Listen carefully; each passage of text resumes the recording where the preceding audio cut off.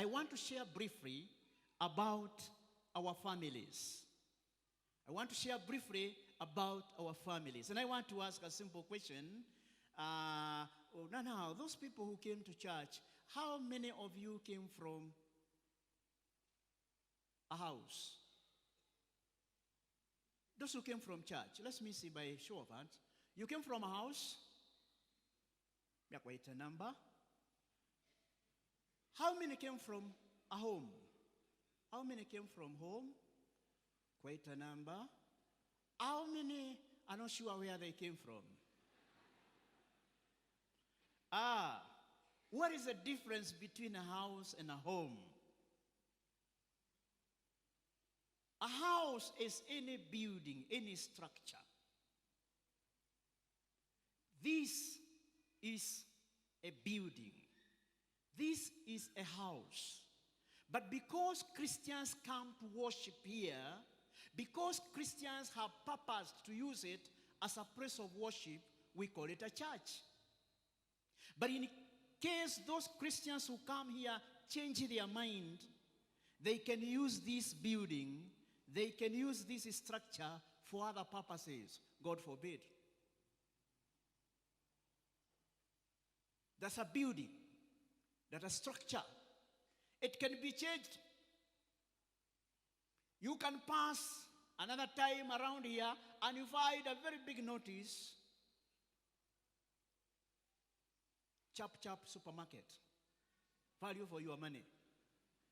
Because the owners decided to use it for a different purpose. It is us, Christians, who give this building its value and uniqueness. It is not this building that gives us value or uniqueness. It is us. Even at home, it is us who give our houses where we live their uniqueness and their value. It is not those houses. And sometimes we miss the point. We invest so much in our houses and fail to invest in the people who live in those houses.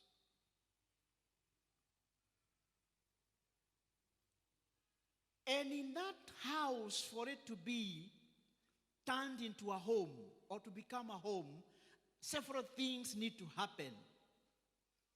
A home is different from a house.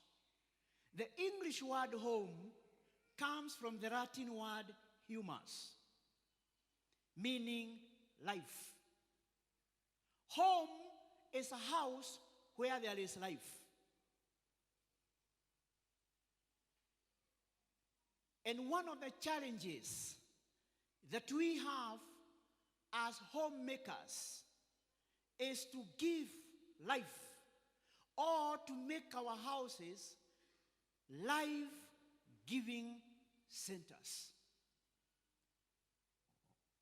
A place baba anaweza kwenda asubuhi, ang'ang'ane na maisha, hustle the whole day, na afanye kazi, na asilipwe, na jioni imekuja, na giza imekuja.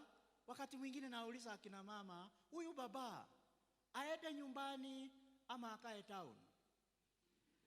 Amefanya, hajalipwa, hajapata, hajafaulu, aje nyumbani ama asije?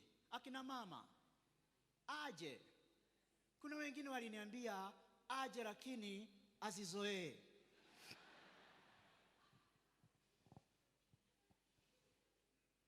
Home is that place where we go out into the world and hustle. Our children go out of our houses, of our homes, and they go to school.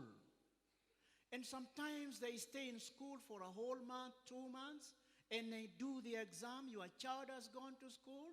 He has been in school for a whole term, and they have done the exams. And after the marking of the exams by the teachers, your child is number 44 in a class of 45, na mtoto moja hakufanya mtihani.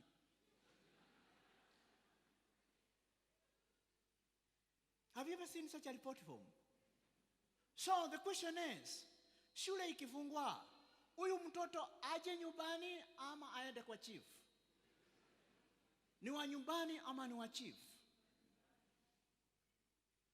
Number 44 out of class of 45, na mtoto mmoja kwenye mtihani aje. Akija, hii ni akina baba. Akija atakula. Akina baba, wachana akina mama, akina baba, akija atakula. Na hiyo namba atakula, atakunywa, atavaa, atalala, ataota. Sometimes I pray for such a child that when such a thing happens and the school are closed and they are told to go home, that by the grace of God, that child will meet the mother before he meets the father. Because when he meets the mother, he is asked, hey, ukiona umefika nyumbani by 7 in the morning, lazima mulitoka shule mapema sana. Anasema, hata hatukunywa breakfast. Hujakula breakfast? Kwanza hii toa hiyo uniform, uende uoge, kabla umalize nitakuwa nimepika chai ya chocolate half duvia, na mayai itakuwa tayari, na sausage tayari, na mkate ile ya kuchomwa. Uje, ule. Hiyo ingine tutazungumza baadaye. That is when that child meets the mother first. Akikuta baba, hata kabla hajaingia kwa fremu ya nyumba, baba anamuuliza maswali matatu muhimu sana. Mutafungua lini? Sasa mtoto anashindwa, gai, si tumefunga saa hii, sasa mambo ya kufungua, si tutafungua wakati tutafungua. Mambo ya kufungua inaingilia wapi? Akijibu hiyo swali, anaulizwa ya pili, mtarudi na pesa ngapi?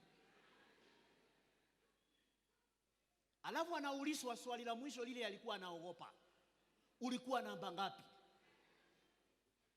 So that child becomes more depressed. Mimi I advise fathers, wacha maswali ya kusubua mtoto. Wewe si polisi, wewe ni baba yake. Na hata kusema kweli, wewe ulipokuwa unasoma ulikuwa unakuja na bagapi? You know, you are thinking that this child is so different.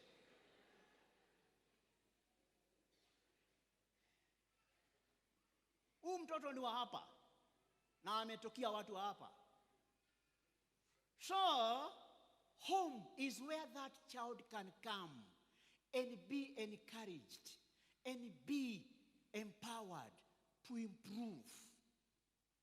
Home is where a man is employed by a company, by an organization, and he gets to 60 and he's told, go home. Seri, hii organization imekuchunguza, imekufinya, imekunyonya, sasa tunaona tumekumaliza, sasa husaidii hii company, hii sasa hii kukohoa, umeanza kukohoa na magonjwa ya kila wakati, enda ukagojekee nyumbani. Here we want young blood, people who can work. Mama, mzee aje, amefukuzwa mahali alikuwa, aje nyumbani, amepatiwa retire, wewe utampatia?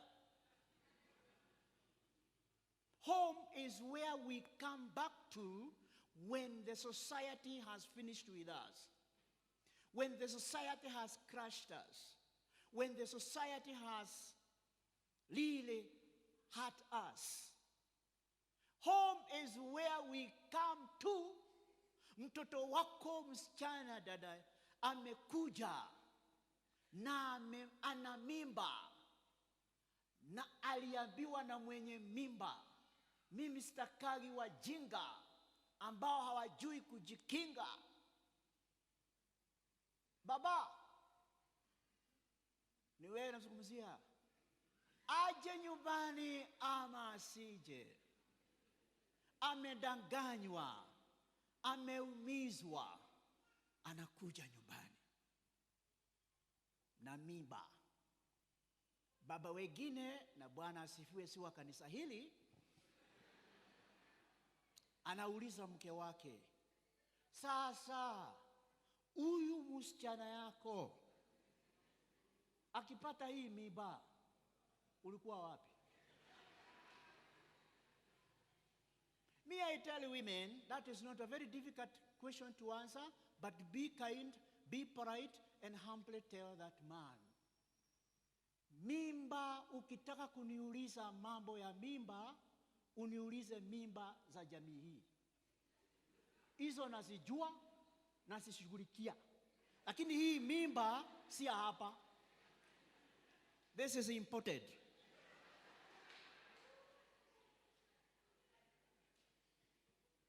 So usiniulize hii.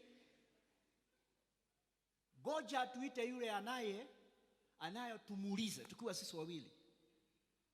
Sasa mchana mmoja aliulizwa na wazazi wake, Agnes, hii mimba ni ya nani?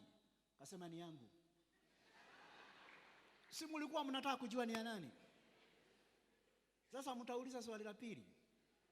Home is where we come back to when we have been deceived by the world, when we have been hurt by the world, when we have been crushed by the world. Home, that is where we can always retreat back to, and because it is a life-giving center, we get life, we get encouraged, we get comforted.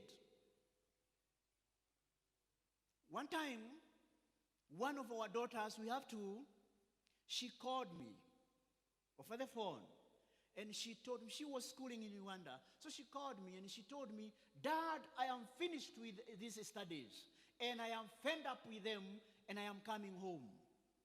And I asked her, what happened? I have failed. And the lecturer is saying, I have to repeat the whole year.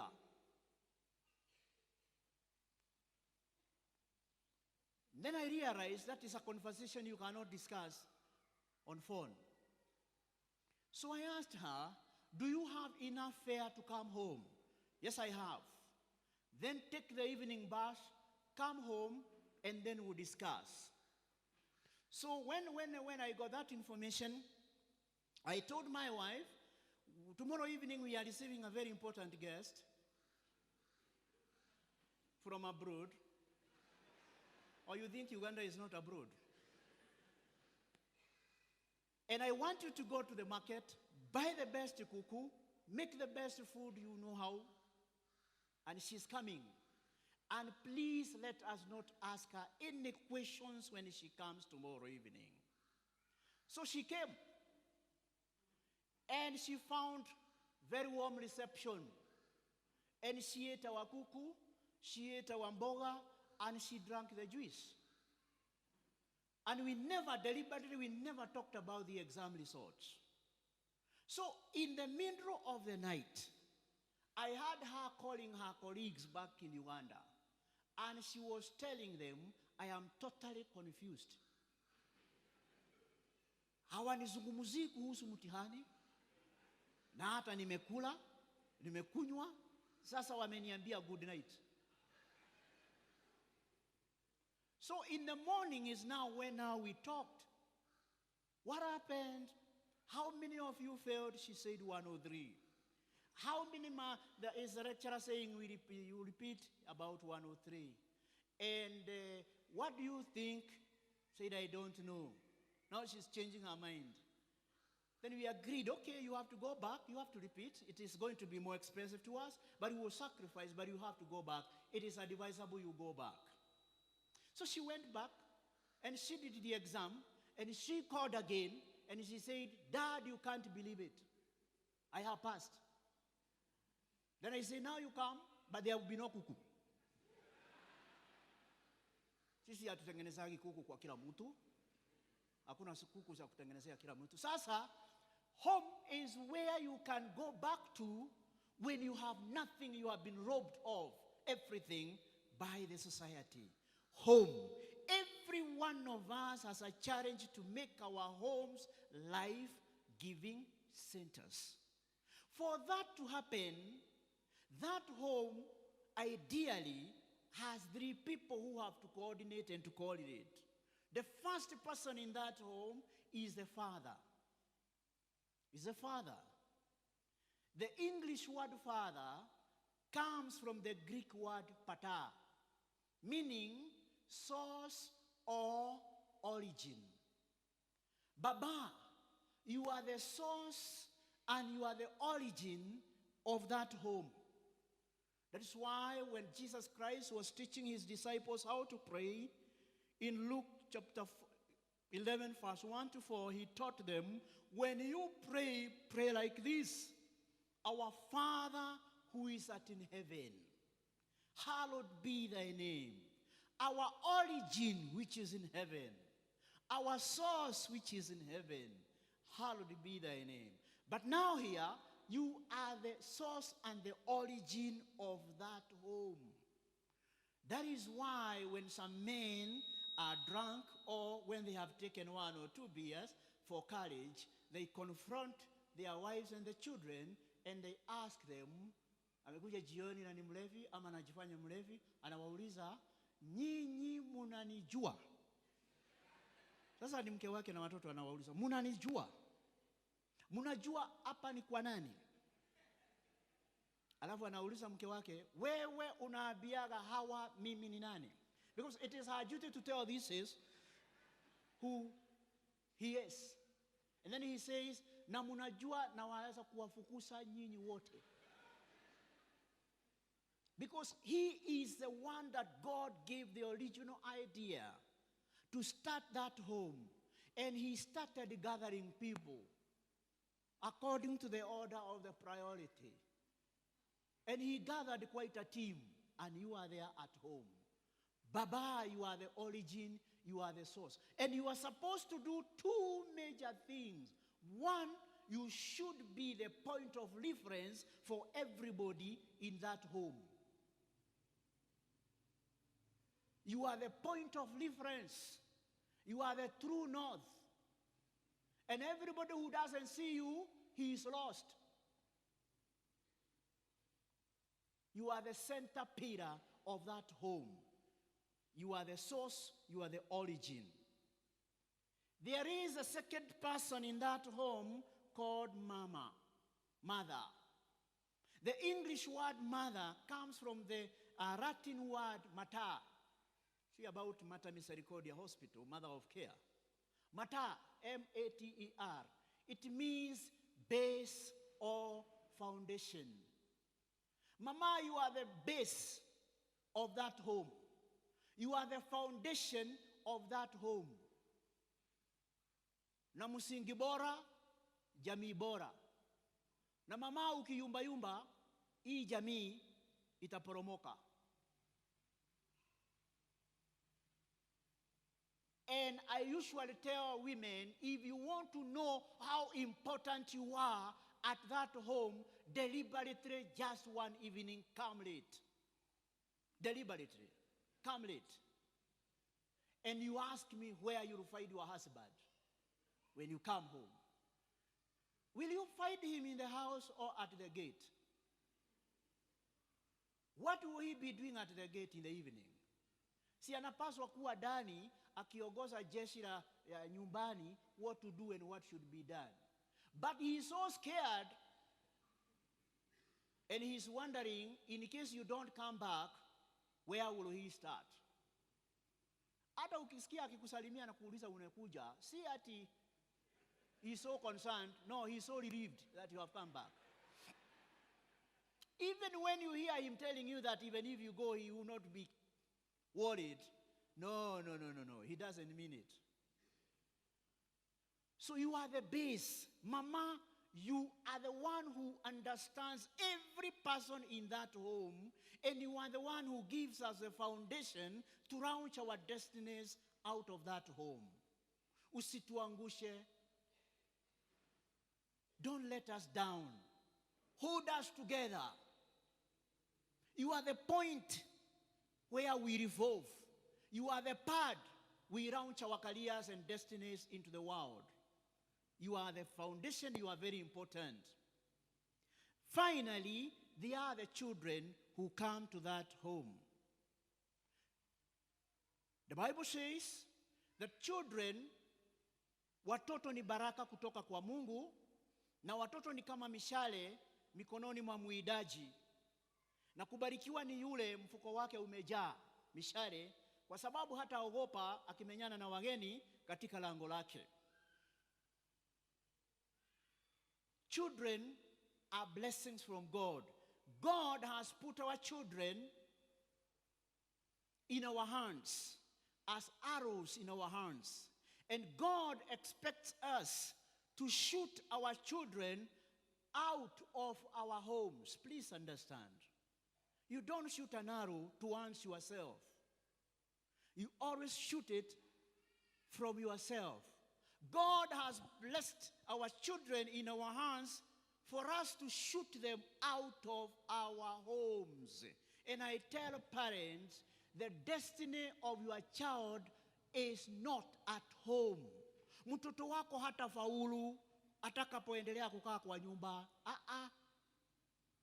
Kwa sababu kama unataka mtoto wako awe polisi mashuhuri, a very famous policeman, sasa kwenu watu wa kushikwa ni wangapi?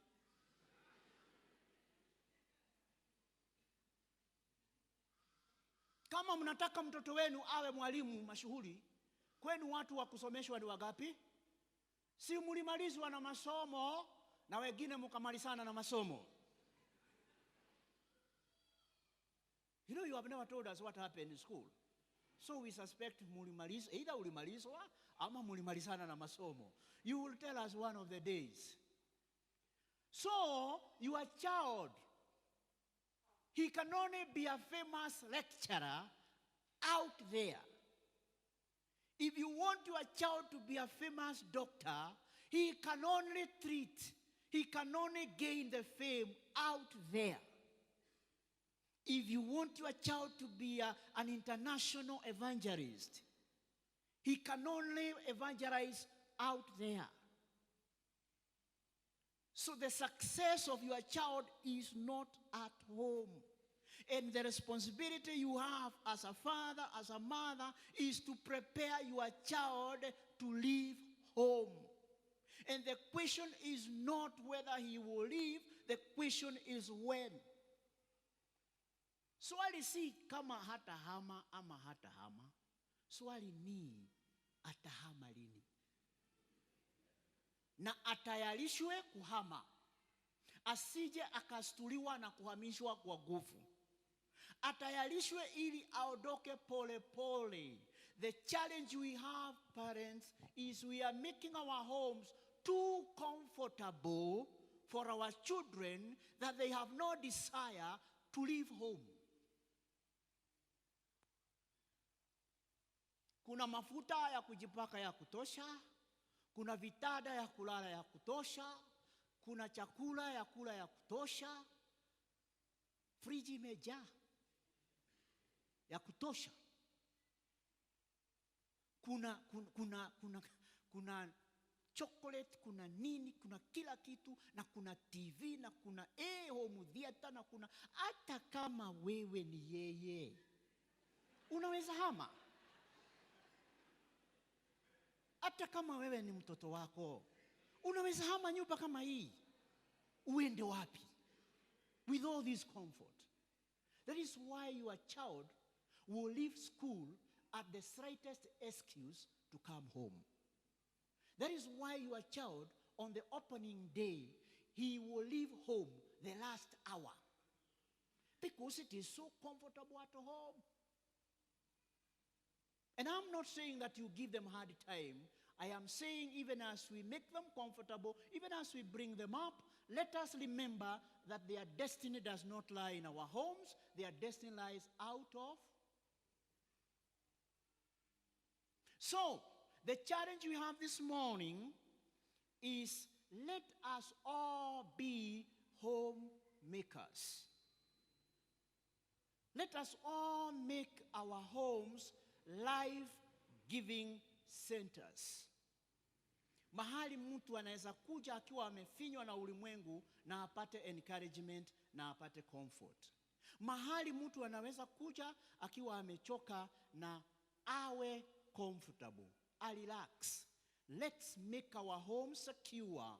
Let's make our home comfortable. Let's make our homes life-giving center.